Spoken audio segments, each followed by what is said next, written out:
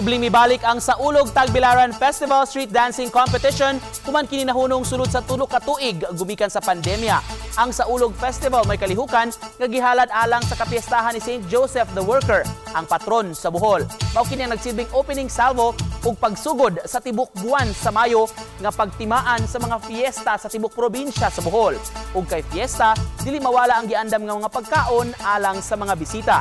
15 ka mga contingents gikan sa nagkalain-laing barangay sa dakbayan sa Tagbilaran ang misalmot karong tuiga kinsa nag-indigay ug nagbida sa ilang mabulukong costumes ug props. Sa katapusan gideklarar nga kampiyon ang barangay Tip-Tip kundi ilang nadawat ang ganti nga 250,000 pesos ug tropeo.